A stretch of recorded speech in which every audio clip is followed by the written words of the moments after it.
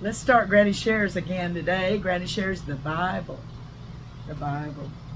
Did you know the King James Version of the Bible is being attacked even by people that used to believe in it?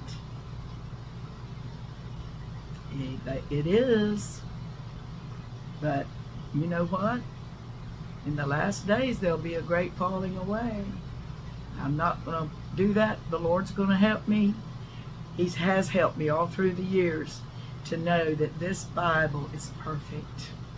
It's perfect. It's just what we need. Hold on to it. Don't let anybody tell you to throw it in the trash and grab you up one of those new ones. They're bad news. They're not going to be a sharp two-edged sword. Some of them are going to be a butter knife. It can't pierce even to the dividing asunder of soul and spirit, and of the joints and marrow. Cannot be a discerner of the thoughts and intents of the heart. This is. Praise God for His Word. I'm so thankful for it. I'm going back to Genesis chapter 28. I don't know why I stopped right there at 20. Maybe I ran out of time because it was almost to the end of the chapter. But let's read it anyhow. He called the name of, I'll start with 19. And he called the name of that place Bethel, but the name of that city was called Luz at the first. And Jacob vowed a vow, saying, if God will be with me and will keep me in this way that I go, and will give me bread to eat and raiment to put on, so that I come again to my father's house in peace, then shall the Lord be my God. And this stone which I have set for a pillar shall be God's house, and of all that thou shalt give me, I will surely give the 10th unto thee. Well, where did he learn about the 10th? That's called the tithe, right? Where did he learn about it? Let's go back. We'll go back to where Abraham met Melchizedek. He was the priest of the Most High God.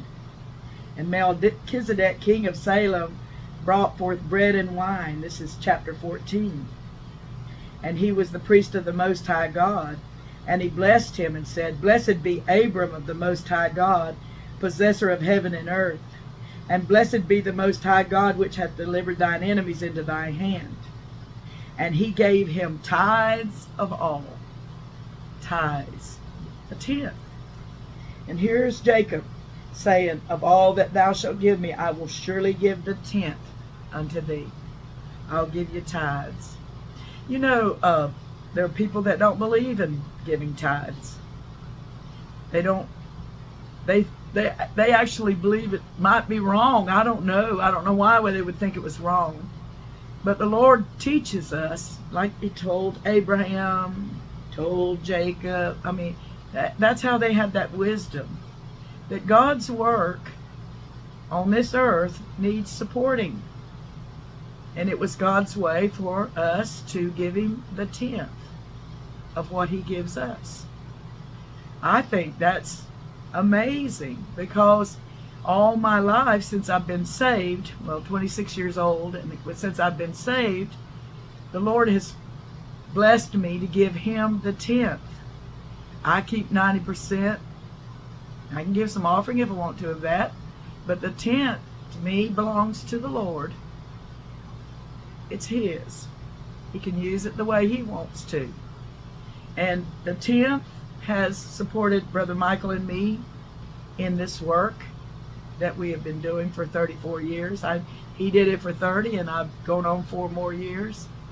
The 10th has supported our work here on this earth, where for a long time Brother Michael worked, and then he went full-time for the Lord, and the Lord kept us that full-time on the 10th. You know, if you have 10 people in your church and all of them pay tithes, then you are living just as good as all of them, because you've got 100%, and then you give your 10th. You give your 10th to the church, to the needs of the church. You know, it's all, that's the way it works. And God, when He knows a person will give the 10th, He will make the 10th worth more. What? Well, let's say you're making $1,000 a week and you give 100. He knows that if you make $2,000 a week, you'll give 200.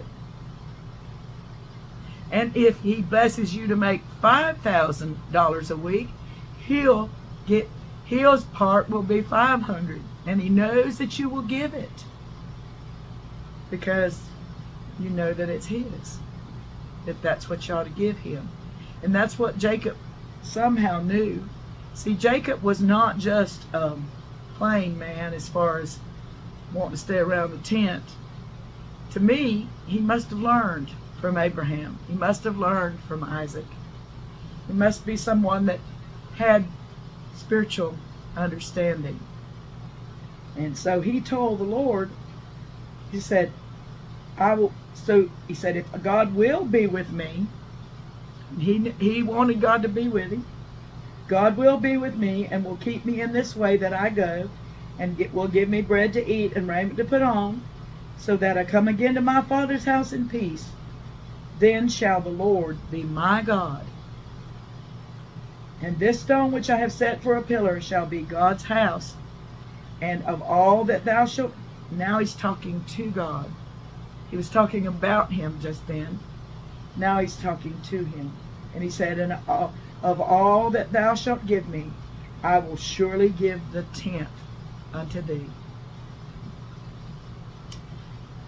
Sometimes you wonder how to give the tenth unto him. Sometimes if you're not a member of a church, we have lots of people that watch us, perhaps, that don't really go to church. But you know, God makes a way for you to give him the tenth. You can give it to somebody that you know is needy. You can, that's giving it to the Lord to bless people that need help.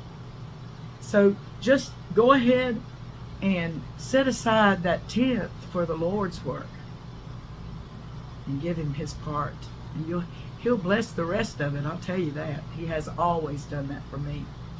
Now we're going to go on into chapter 29, see what happened with Jacob. Then Jacob went on his journey and came into the land of the people of the east. And he looked, and behold, a well in the field, and lo, there were 3 flocks of sheep lying by it, for out of that well they watered the flocks, and a great stone was upon the well's mouth. Here's another well. The Bible is full of wells, isn't it? Wells of water. You know, I hear of missionaries now going to countries and digging wells for people, getting them a way to have water in their houses and water near their dwellings. I mean, the work of God around the well is still going on. And in digging those wells, they were able to tell them about Jesus, tell them about living water. So isn't that wonderful? So here he is at that well, and there were 3 flocks of sheep lying by it. And thither were all the flocks gathered, and they rolled the stone from the well's mouth and watered the sheep, and put the stone again upon the well's mouth in his place. Now it's hard for me to picture this well and stone. It seemed like the well was that way, it seemed like the stone was almost like against a cave, but maybe the stone was big, not flat, and could be moved like that off of the well's mouth. Maybe that's the way it was, like a big rock that you could push.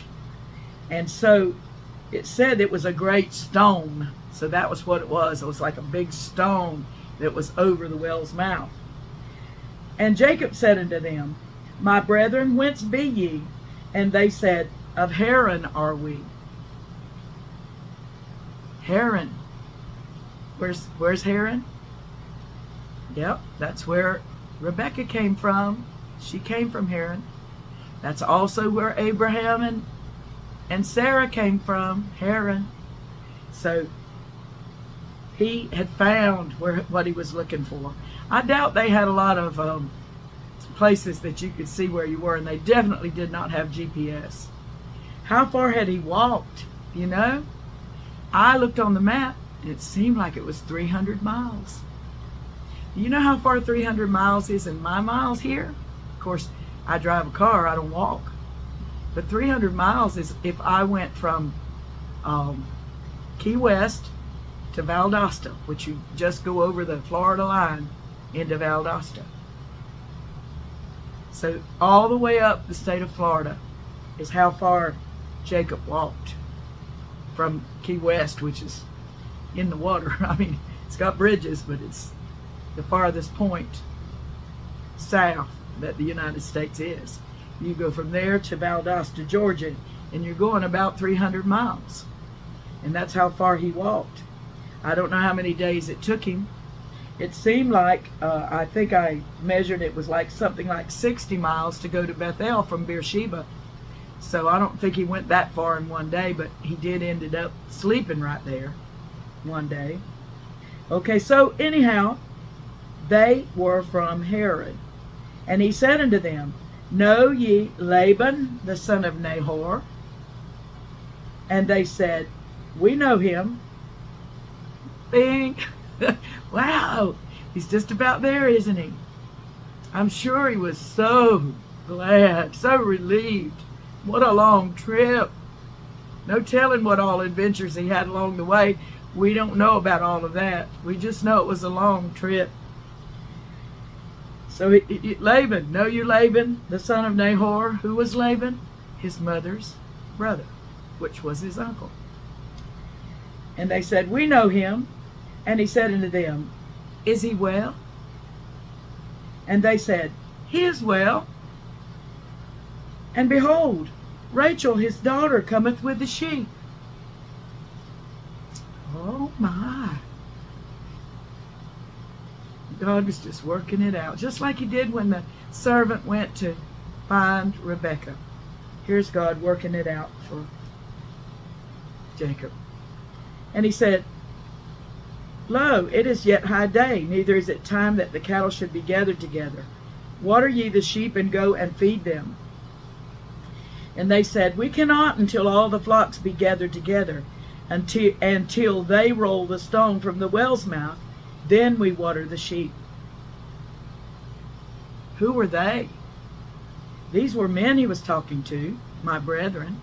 He's talking to men. Who were the ones that rolled the stone from the well's mouth? They must have been the strong men, right? Then we water the sheep. We've got to wait till everybody gets here.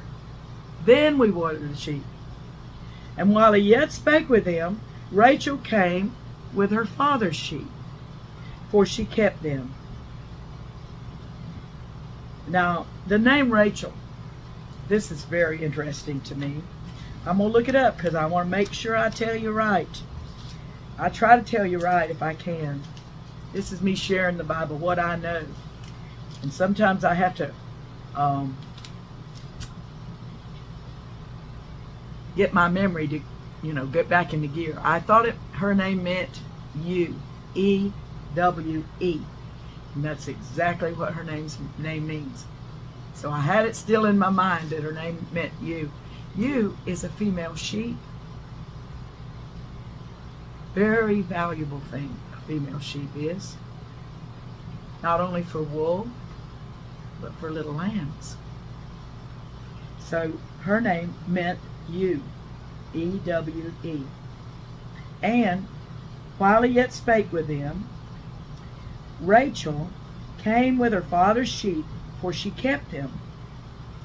And it came to pass, when Jacob saw Rachel, the daughter of Laban, his mother's brother, and the sheep of Laban, his mother's brother, that Jacob went near and rolled the stone from the well's mouth and watered the flock of Laban, his mother's brother. They were waiting for the strong man to come, and here he was, the strong man. Amazing. Jacob, when he saw Rachel and the sheep of his mother's brother, he rolled the stone from the well's mouth and watered the flock of Laban, his mother's brother. Verse 11, And Jacob kissed Rachel and lifted up his voice and wept. Happens by the well, doesn't it? He kissed Rachel. and lifted up his voice and wept. What a man. I remember my friend, Sister Eva Cope, when she read about Jacob. She loved Jacob so much. One day I called her and she was crying. I said, "What's the matter?" She said, "Jacob died." I shouldn't laugh, but she was so involved with his life while she was reading the Bible that he meant a lot to her, and she didn't want him to die. And I understand it. I understand it. Okay, I'm going to go. Leave you here where Jacob kissed Rachel. See you tomorrow. God bless you.